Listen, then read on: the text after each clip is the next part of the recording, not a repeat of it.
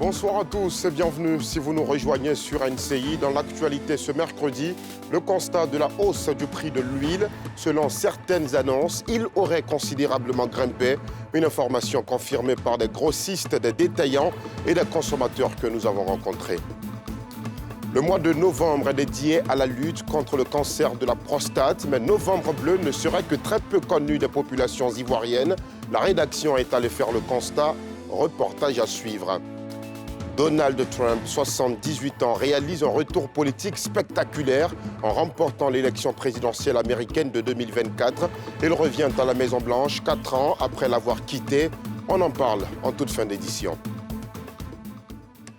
Avez-vous, vous aussi, constaté la hausse du prix de l'huile ces dernières semaines? La bouteille de 5 litres serait passée de 4 690 francs à 5 450 francs à la date du 18 octobre 2024. Et depuis ce 1er novembre, la même bouteille coûterait, selon certains consommateurs, 5 800 francs. Afin de vérifier cette information, nos équipes se sont rendues sur le terrain. Et si grossistes, détaillants et consommateurs sont unanimes sur la hausse des prix, les raisons, elles, restent cependant floues. Suivant les explications de Nadia Eja et Joseph Zekré. Makuya Soumaoro est commerçante de beignets depuis 9 ans et utilise parmi les ingrédients principaux l'huile de palme. Depuis quelques semaines, le prix auquel elle achetait ce produit est en hausse. Ça fait moins dans le bénéfice. Actuellement, il n'y a pas de bénéfice, mais nous sommes obligés de faire. Parce que tu ne peux pas faire autre chose. Une difficulté à laquelle fait face ce commerçant de Garba, plat phare du pays. Le prix de l'huile, qui était de 16 500 francs il y a encore un an, est passé à plus de 30 000 francs CFA en décembre dernier, avant de rechuter à 22 000 francs CFA. Avec cette augmentation constatée depuis environ un mois, ce commerçant craint de voir les prix exploser à nouveau. Comme tous les commerçants utilisant l'huile, Abou assiste impuissant à la perte de ses bénéfices. Quelque chose que tu prenais 21 000, 22 000, si ça devient 26 500, c'est que tu as une perte de 4 000 dessus. En plus de l'huile, le sucre se fait également rare sur le marché. D'où vient cette augmentation? Sans réponse claire, grossistes et détaillants sont dans l'incompréhension et accusent le coût. Ils disent que c'est dû au problème de l'Ukraine. Jusqu'aujourd'hui, on n'a pas. Le sucre, pareil, mais depuis un moment, on ne comprend plus rien. On n'a pas de sucre, on n'a pas d'huile. Leur activité est menacée au vu de nombreuses charges auxquelles ils doivent faire face. Face à la situation qui menace le pouvoir d'achat des consommateurs à quelques semaines des fêtes de fin d'année, ce président de commerçants appelle à l'aide de l'État pour la facilitation des transactions commerciales. Il faut que le ministère du Commerce se penche sur déjà les produits de grande consommation qui sont déjà plafonnés. Comment faciliter de sorte que nous pouvons mettre ça sur le marché à moins de coût. Du côté du ministère du Commerce et de l'Industrie, on explique que cette situation est bien balisée par le plafonnement, tout en assurant de la volonté du gouvernement à surveiller les prix. Le constat, c'est qu'il y a des changements de prix pratiqués par les commerçants ces derniers temps, tout en restant dans les limites des prix plafonnés. Le gouvernement a à pied d'œuvre quand même. Il y a des séances de concertation avec les acteurs du secteur qui sont en cours pour permettre aux Ivoiriens quand même d'accéder à l'huile et préserver le pouvoir d'achat des consommateurs. L'État a plafonné les prix de plusieurs produits de grande consommation, dont le riz, le sucre et l'huile de palme. Pour exemple, le colisage de 25 litres d'huile est au prix maxima de 26 500 francs CFA sur l'ensemble du territoire national. Celui de 20 litres est à 21 200 et celui de 10 litres à 10 600 francs CFA. Pour dénoncer tout commerçant véreux pratiquant des prix plus élevés, la ligne téléphonique 1343 est ouverte. Nous avons vécu Octobre rose. C'est à présent le moment de découvrir Novembre bleu. Le 11e mois de l'année est dédié à la sensibilisation sur le cancer de la prostate. Mais en fait, est-ce que Novembre bleu est assez connu des Ivoiriens? C'est la réponse à cette question qui a conduit nos reporters Faltia Koulibaly, Fulgence Kissiedou et Tanguy Conan dans les imprimeries où les chiffres grimpent quand c'est le mois d'octobre. Est-ce aussi le cas en novembre? Suivons le reportage. Riviera Palmeraie, dans la commune de Cocody. Cette imprimerie tourne en plein régime. Sa nouvelle trouvaille, la production de pins et dépliants aux couleurs de la campagne de lutte contre le cancer de la prostate, dans le cadre de Novembre bleu. Si l'activité est commerciale, elle participe à vulgariser la symbolique de Novembre Bleu, un mois qui n'est pas aussi connu qu'Octobre Rose.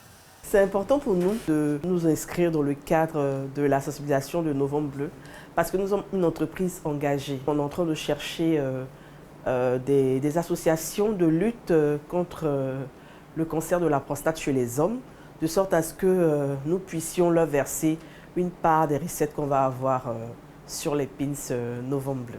Daisy est venue récupérer sa commande de pins et donne les raisons pour lesquelles elle accorde de l'intérêt à cette sensibilisation. C'est important pour nous parce que l'humanité est engagée, c'est une cause noble. Nous avons pris 700 pins pour non seulement distribuer aux membres de l'association, mais également à toute personne que nous rencontrons qui désire également s'en procurer.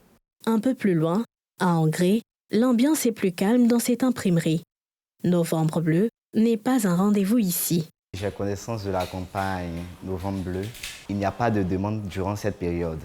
Contrairement à l'Octobre Rose, où il y avait de l'affluence, nous-mêmes, nous n'avions même pas besoin de communiquer. Mais là, en novembre, il n'y a rien.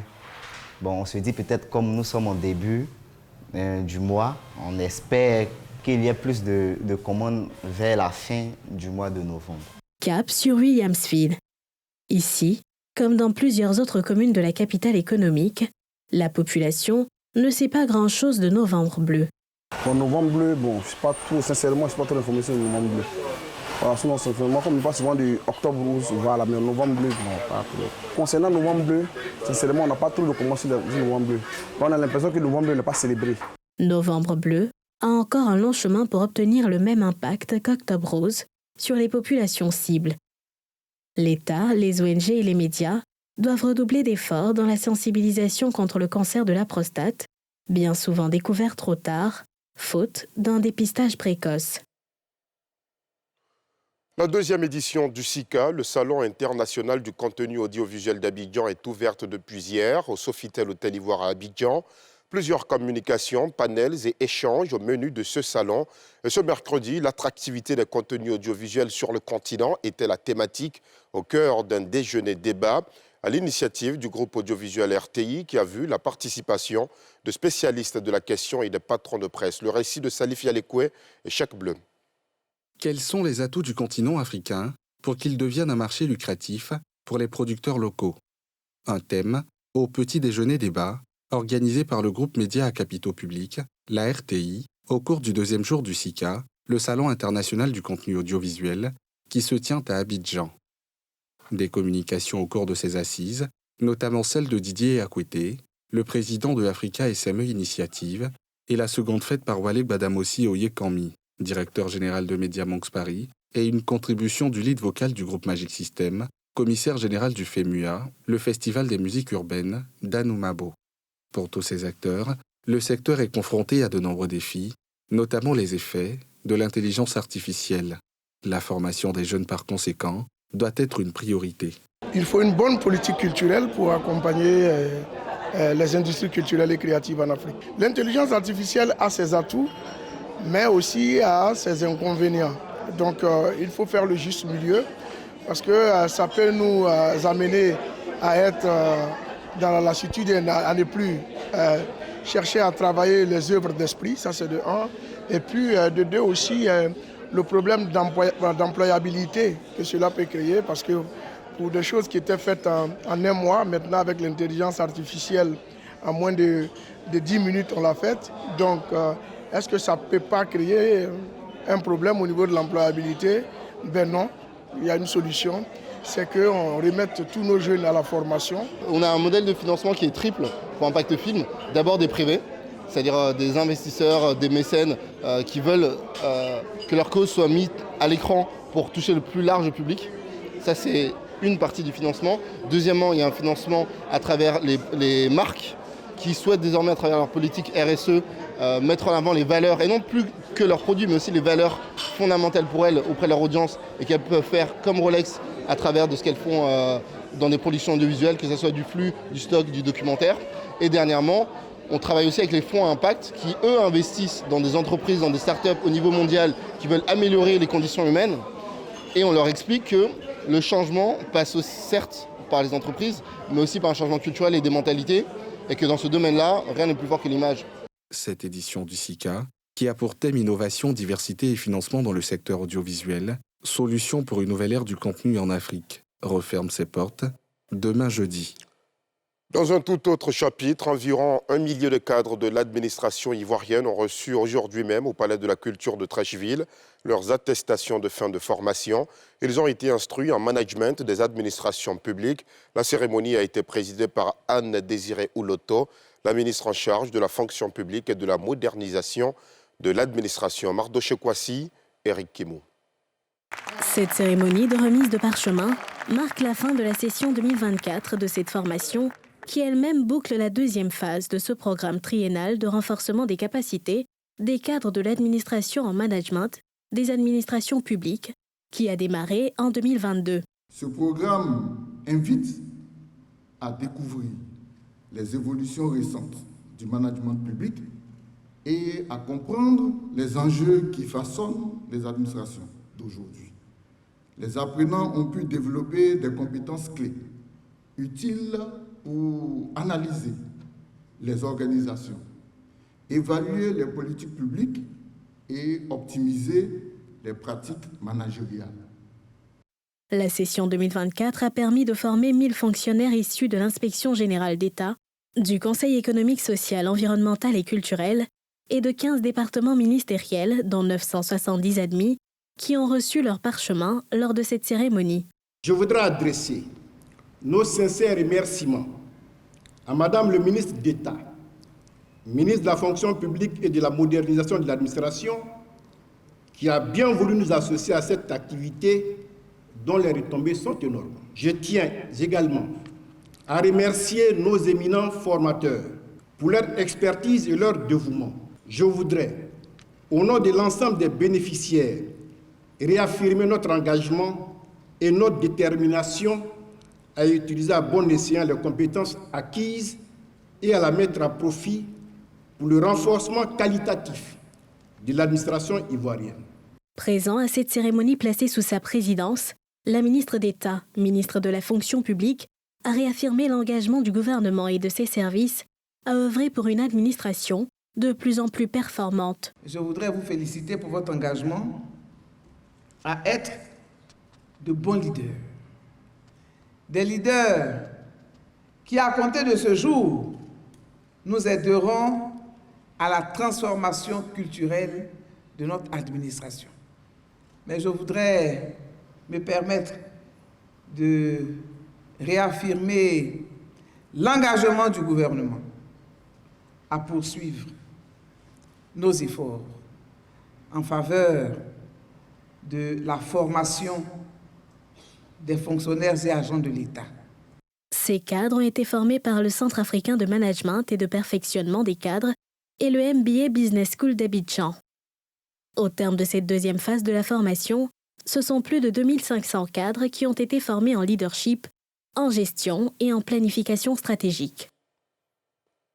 La journée de la fonction publique des éditions 2023 et 2024 se sont refermées avec la remise de villas et de lots intermédiaires aux lauréats des tombolas organisés dans le cadre de ces événements. Les cérémonies se sont déroulées respectivement à Songan et Ebimpe, toujours sous la présidence de la ministre Anne-Désirée Ouloto. Le reportage de Faltia Koulibaly et Fulgence Kissiedou.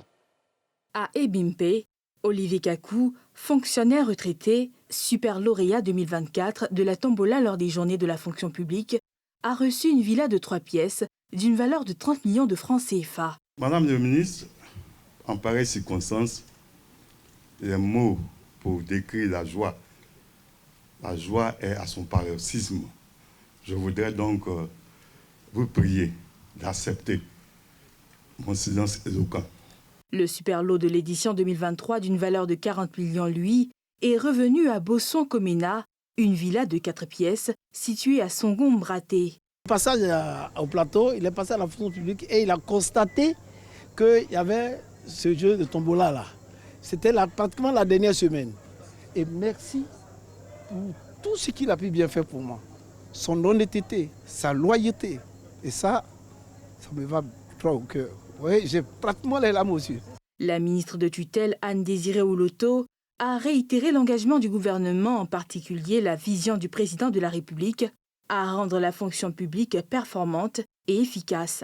Je suis fier des partenaires de la fonction publique et qui depuis toujours nous accompagnent et partagent avec nous cette vision du président de la République, son Excellence, M. Alassane Ouattara, cette vision d'une Côte d'Ivoire solidaire, d'une Côte d'Ivoire au travail, d'une Côte d'Ivoire rassemblée, où les filles et les fils se donnent la main. Les lots intermédiaires dont ont bénéficié les lauréats sont entre autres des réfrigérateurs, des écrans plasma, des terrains et des bourses d'études.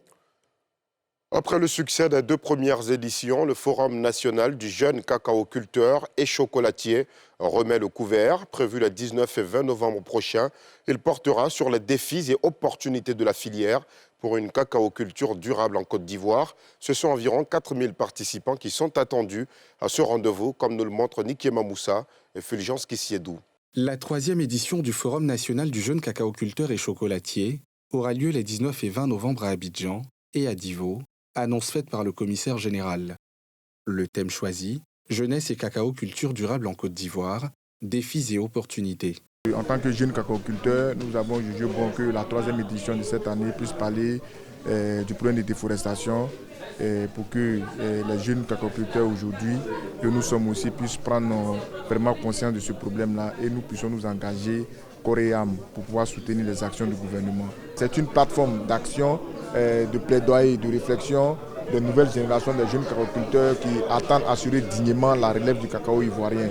D'où l'actualité, c'est les nouvelles normes de l'Union européenne sur la déforestation. Et on s'est dit que ça peut être, bien vrai que c'est un défi pour notre pays, mais ça peut être aussi des opportunités pour les jeunes. Au cœur de ce forum, des panels et des formations sur les défis que rencontre le secteur.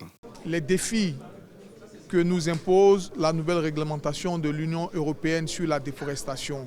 Nous allons pouvoir faire le bilan d'abord de la mise en œuvre de cette réglementation. Cette mesure-là aussi, elle est créatrice d'opportunités.